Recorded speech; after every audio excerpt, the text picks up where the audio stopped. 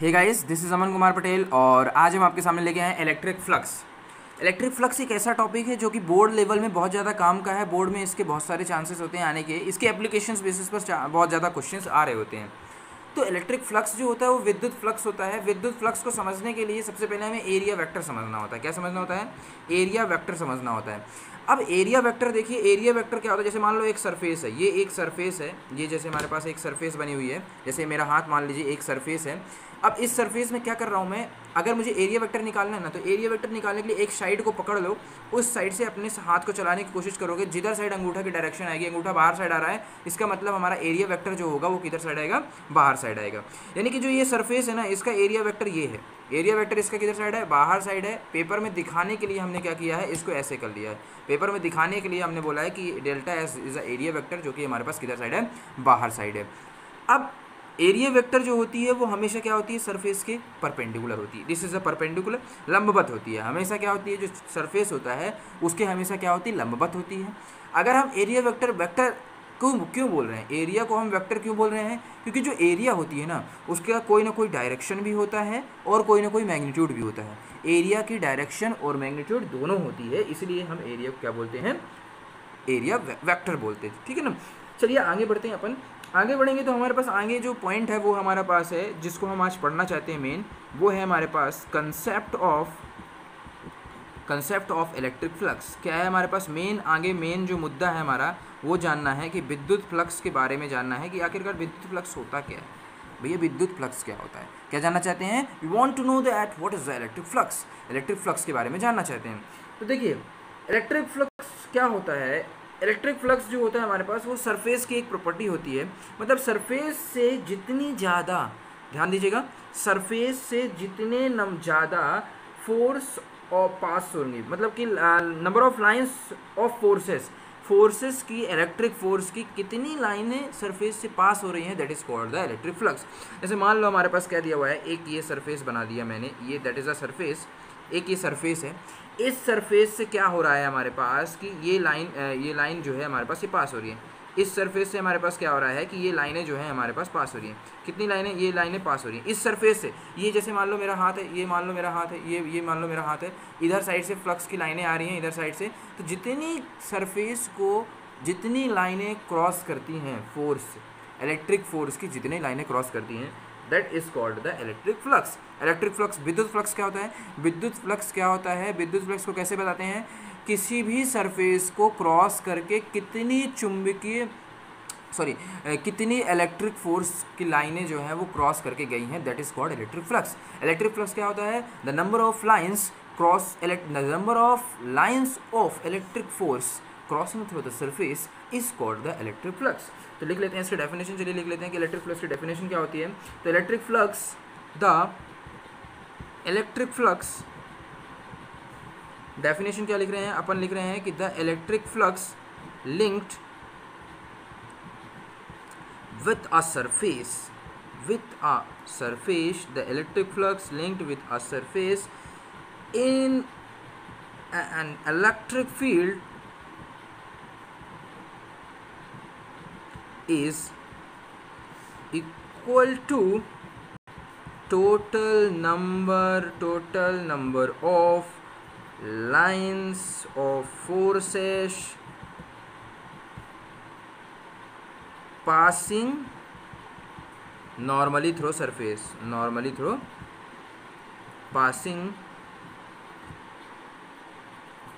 passing normally through surface,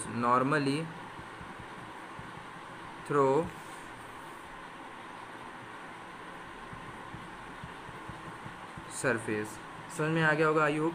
क्या लिखा हमने कि जो इलेक्ट्रिक फ्लक्स होता है किसी भी सरफेस से इस प्रकार से लिंक होता है कि किसके बराबर होता है। इन्होंने लिखा है कि total number of lines of forces passing normally through surface. Total number of lines of forces मतलब कि विद्युत की जो फोर्स होता है उसकी कितनी लाइंस जो हैं वो सरफेस को क्रॉस करके जा रही हैं, that is called as the electric flux. अब देखिए इलेक्ट्रिक फ्लक्स का जो फॉर्मूला होता है, जनरली जो इलेक्ट्रिक फ्लक्स का फॉर्मूला होता है ना, वो ये होता है। इलेक्ट्रिक फ्लक्स का जो फॉर्मूला होता है वो होता है हमारे पास E.ds होता है। क्या होता है? E vector dot D S vector. Flux का फॉर्मूला क्या होता है हमारे पास, ई डॉट डी एस होता है। ई जो होता है वो क्या होता है हमारे पास, इलेक्ट्रिक फील्ड होते हैं, इलेक्ट्रिक फील्ड होते का वेक्टर होता है। और डी एस जो होता है हमारे पास वो क्या होता है हमारे पास, एरिया वेक्टर होता है। D S is the area vector. समझ में आ ही गया होगा।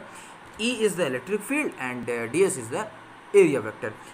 फ्लक्स को ऐसे रिप्रेजेंट करते हैं, इलेक्ट्रिक फ्लक्स हो या फिर मैग्नेटिक फ्लक्स होगा, दोनों को ऐसे ही रिप्रेजेंट करेंगे, ठीक है ना। It is the electric flux और ई डॉट डी एस होता है। अब अगर हम इसकी बात कर रहे होते हैं, चलिए डी एस है, ई डॉट डी एस है, डॉट को हटाओगे तो आपके पास क्या आ जाएगा, डॉट को हटाने पर आ जाएगा E D S cos theta आ जाएगा। बोलो यस और नो। डॉट को हटाने पर E D S cos theta आता है कि नहीं आता है, तो E D S cos theta आ गया। तो एक्चुअली ये हमारे पास फ्लक्स का फॉर्मूला आ गया, ई डॉट डी एस।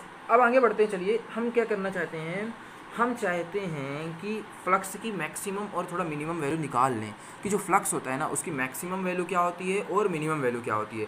तो फ्लक्स की मैक्सिमम वैल्यू की बात कर लेते हैं। चलिए तो बताओ, अगर इस फॉर्मूले की हम बात करें, इस फॉर्मूले में हमारे पास कॉस थीटा है, कॉस थीटा दिया हुआ है, तो कॉस थीटा की जो मैक्सिमम वैल्यू होती है ना वो 1 होती है, 1 होती है। और थीटा कब कितना होना चाहिए, 0 डिग्री होना चाहिए। जब थीटा इज़ अ 0 डिग्री, तो यहाँ पे जब हम लिख सकते हैं कि जब थीटा हमारे पास 0 डिग्री है, थीटा जो है हमारे पास 0 डिग्री है, तो हमारे पास फ्लक्स जो होगा वो कितना आ जाएगा, ई डी एस आ जाएगा। कितना आ जाएगा हमारे पास, ई डी एस आ जाएगा, जो कि हमारे पास मैक्सिमम वैल्यू होगी।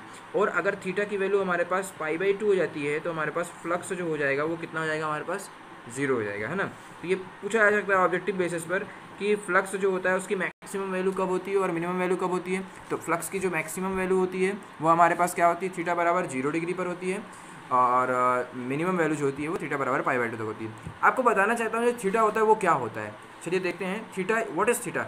थीटा एक्चुअली में होता क्या है, तो थीटा जो होता है ना वो क्या होता है हमारे पास, जैसे मान लो कि इधर साइड हमारे पास ये एरिया वेक्टर आ गया है, ये एरिया वेक्टर है, और मैंने बोल दिया मान लो इलेक्ट्रिक फील्ड भी इधर ही साइड है, तो इलेक्ट्रिक फील्ड की दिशा ये वाली होगी, इलेक्ट्रिक फील्ड की दिशा भी इधर ही साइड आ गई है। एरिया वेक्टर हमने निकाला तो एरिया वेक्टर भी इधर ही साइड आ गया, यानी दोनों जने की इधर साइड है, इधर साइड है, दोनों पैरेलल हो गए, तो दोनों पैरेलल हो गए, थीटा की वैल्यू कितनी आ गई, 0 हो गई। यानी कि जब कभी भी इलेक्ट्रिक फील्ड और एरिया वेक्टर दोनों एक ही दिशा में होंगे, जब कभी भी इलेक्ट्रिक फील्ड यानी कि विद्युत क्षेत्र और एरिया वेक्टर यानी एरिया वेक्टर दोनों सेम डायरेक्शन में होंगे, तो हमारे पास फ्लक्स की वैल्यू मैक्सिमम आ रही होगी, अदरवाइज फ्लक्स की वैल्यू मिनिमम आएगी, ठीक है ना।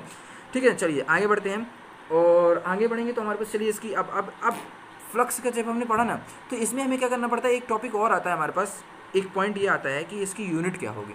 तो फ्लक्स में ई की यूनिट जानते होगे, इलेक्ट्रिक फील्ड का फॉर्मूला आपने पहले लेक्चर में हमने पढ़ा था, F/Q होता है, फोर्स F/Q यानी न्यूटन पर कूलॉम होता है, न्यूटन पर कूलॉम होता है, और ds एरिया वेक्टर होता है जिसमें हमारे पास मीटर स्क्वायर होता है, तो ये इसकी यूनिट हो जाएगी, है ना, न्यूटन मीटर स्क्वायर पर कूलॉम हो जाएगा। अच्छा चलिए इसका डायमेंशन फार्मूला लिखते हैं। तो अगर हम इसका डायमेंशन फार्मूला लिखेंगे फ्लक्स का, चलिए अब डायमेंशन फार्मूला देख लेते हैं इसका। फ्लक्स का जो डायमेंशनल फार्मूला होता है ये पेपर में ऑब्जेक्टिव बेसिस में पूछा जा सकता है कि डायमेंशनल फार्मूला ऑफ फ्लक्स का डायमेंशनल फार्मूला बताइए।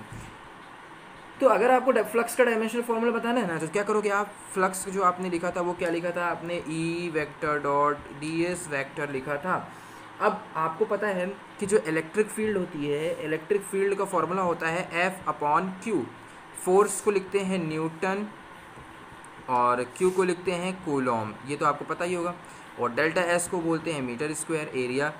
न्यूटन को आप जानते हो बोलते हैं F बराबर क्या होता है हमारे पास, ma होता है, फोर्स का फॉर्मूला F बराबर ma होता है, और Q तो I बराबर Q/T से हमारे पास Q = आ जाएगा IT। मास को जानते हो आप, क्या मास का बताओ क्या होता है, kg होता है, और एक्सेलरेशन का क्या होता है हमारे पास, मीटर पर सेकेंड स्क्वायर होता है, I का क्या होता है हमारे पास, एम्पियर होता है, और T का क्या होता है हमारे पास, सेकेंड होता है। तो अगर हम इसका E बस का लिखते हैं, और ये मीटर स्क्वायर इसका तो पहले से था ही, तो पहले ई बस का लिखोगे, तो ई का क्या लिखोगे, m की पावर कितनी दी होगी 1, एल में एल का कितना होगा बोलो, एल कितना दिया हुआ है हमारे पास, अभी न्यूटन मीटर स्क्वायर, मीटर 1 आ रहा है ऊपर साइड, तो ये 1 आ गया, और एक्सेलरेशन का जो है हमारे पास 1 m का आ गया, और सेकेंड का स्क्वायर नीचे है तो नीचे चला जाएगा, तो हमारे पास सेकेंड का क्यूब बन गया, यानी t का -3 आ गया, और नीचे a का -1 था। तो ये हमारे पास किसका आ गया, इसका आ गया, क्या बोलते हैं, इलेक्ट्रिक फील्ड का आया, और साथ साथ में हमारे पास क्या था, मीटर स्क्वायर भी था, तो L का स्क्वायर। जब अपन सब कुछ कंबाइन करके लिखेंगे तो हमारे पास क्या आ जाएगा, यम एल का क्यूब और टी का -3 और ए का -1, this is the dimensional formula of flux. और ये फ्लक्स का डायमेंशनल फार्मूला जो है ना, ये आपको अच्छी तरीके से पता होना चाहिए और याद होना चाहिए, क्योंकि it is a very important point. आपको फ्लक्स का डायमेंशनल फार्मूला पेपर में पूछा जा सकता है।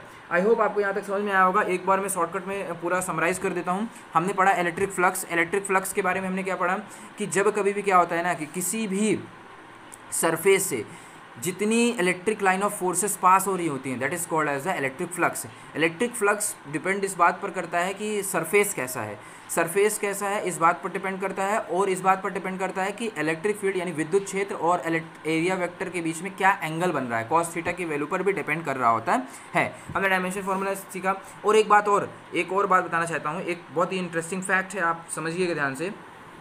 इस फैक्ट में क्या है हमारे पास कि एक जैसे मान लो हमारे पास ये एक बना हुआ है, एक ये बना हुआ है, ऐसा चित्र बना हुआ है और एक ऐसा डायग्राम बना हुआ है। आपसे एक क्वेश्चन पूछ रहा हूँ, बताइएगा। और एक हमारे पास मान लो कि ऐसा बना हुआ है, ऐसा कुछ ऐसा करके बना हुआ है। अब आपसे पूछा जा रहा है, ये दोनों ये सब रेडियस आ रही हैं, सब में रेडियस आ रही हैं। आपसे ये पूछा जा रहा है कि इधर साइड से हमारे पास इलेक्ट्रिक लाइन ऑफ फोर्सेस आ रही हैं, इलेक्ट्रिक लाइन ऑफ फोर्सेस आ रही है ना। तो पूछा जा रहा है फ्लक्स 1 वाले में ज़्यादा होगा, 2 वाले में ज़्यादा होगा, 3 वाले में ज़्यादा होगा। हमें फ्लक्स का कंपेयर करना है। तो ज़रा सोचिए, फ्लक्स निकालना है अपने को, और फ्लक्स का फॉर्मूला E.ds होता है, यानी इलेक्ट्रिक फील्ड तो तीनों में बराबर है, इलेक्ट्रिक फील्ड तीनों में बराबर है, ds की बात आती है। तो ds जो है ना, आपको ध्यान देना होगा, ds जो था हमारे पास वो सरफेस थी जिस सरफेस से electric line of forces pass हो रही थी। यानी कि इस सरफेस, दैट इज इस सरफेस की एरिया से हमें मतलब है। किस सरफेस की एरिया से मतलब है? इस सरफेस की एरिया से मतलब है, जिस सरफेस से क्रॉस होके जा रही है अंदर, है ना। पीछे जो सरफेस बन रही है उससे मतलब नहीं है, जिस सरफेस से अंदर इलेक्ट्रिक लाइन ऑफ फोर्सेस जा रही हैं उस सरफेस से मतलब है, और वो तीनों में सेम है। यानी फ्लक्स का जो फॉर्मूला हो जाएगा हमारे पास E.ds में, ये भी सेम ही हो गया, ये भी सेम हो गया। तो हमारे पास all flux are flux 1 is equals to flux 2 is equals to flux 3। यानी कि डिपेंड फ्लक्स इस बात पर करता है कि एरिया क्या, किस एरिया से लाइंस जो है वो क्रॉस करके जा रही है ना, इस बात पर निर्भर नहीं करता है कि पीछे का सरफेस कैसा है। ठीक है ना। तो ये IIT JEE में पूछा हुआ क्वेश्चन था, आपको मैंने बता दिया। बोर्ड में हालांकि पूछा जा सकता है, बोर्ड में मान लो कि 2-3 ऑप्शन दे दे और पूछ ले कि जो फ्लक्स होता है वो किस चीज़ पर डिपेंड करता है, तो आप बता देंगे एरिया पर डिपेंड कर रहा होता है। आई होप आपको यहाँ तक समझ में आया होगा। अगर समझ में आया हो तो प्लीज़ लाइक इट एंड हमारे चैनल के साथ बने रहें। Thank you lovers.